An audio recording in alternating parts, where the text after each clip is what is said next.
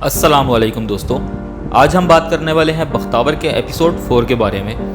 Episode 3 में हमने देखा बख्तावर अपने बाल काट के अपना गेटअप लड़कों वाला कर लेती है और अपना नाम बख्तू रख लेती है और अपनी माँ से कहती है अब तुम एक लड़के की माँ हो और वैसे भी ये दुनिया लड़कियों के लिए बड़ी तंग है।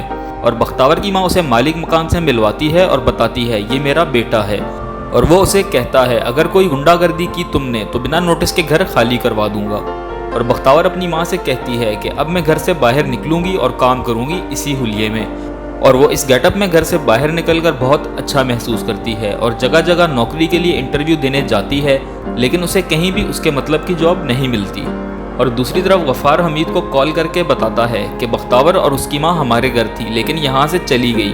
और हमीद कहता है आप पता करके बताओ, आपकी मेहरबानी होगी।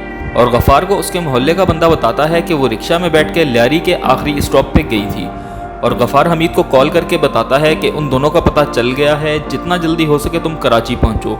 और अगले ही दिन हमीद कराची पहुंच जाता है और हमीद और गफ़ार बख्तावर को ढूंढते हुए उनके घर तक पहुंच जाते हैं। लेकिन मकान मालिक बताता है कि उनके पास जो नए किराएदार आए हैं उसमें एक माँ और एक बेटा और एक बेटी है। ये सुनकर हमीद वापस चला जाता है और शीदा बख्तावर को लिफ्ट देता है और चाय के होटल पे ले जाता है चाय पिलाने। और वहाँ बख्तावर को बात करते हुए होटल का मालिक सुन लेता है और वो उसे नौकरी दे देता है उसी होटल पे।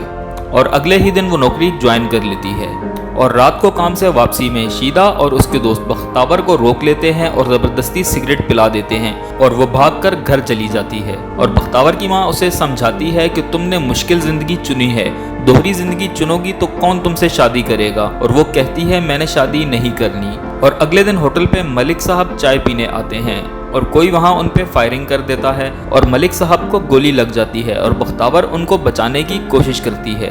दोस्तों एपिसोड 4 में देखा जा सकता है मलिक साहब के बाबा हॉस्पिटल आते हैं और कहते हैं इस शहर में हमारे दुश्मनों की कमी नहीं है, सब हम पे ताक लगाए बैठे हैं। इससे पता चलता है कि मलिक साहब कोई अमीर और पावर वाला बंदा होगा।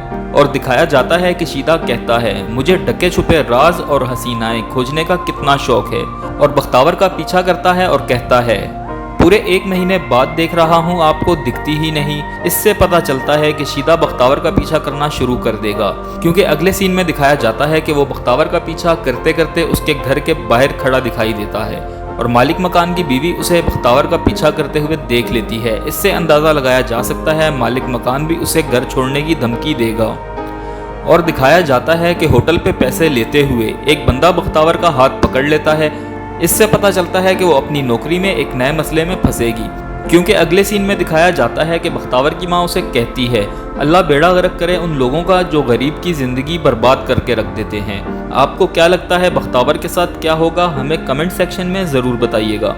वीडियो पसंद आई हो तो चैनल ज़रूर सब्सक्राइब करिएगा ताकि नेक्स्ट आने वाली वीडियोस आप तक आसानी से पहुंच सकें।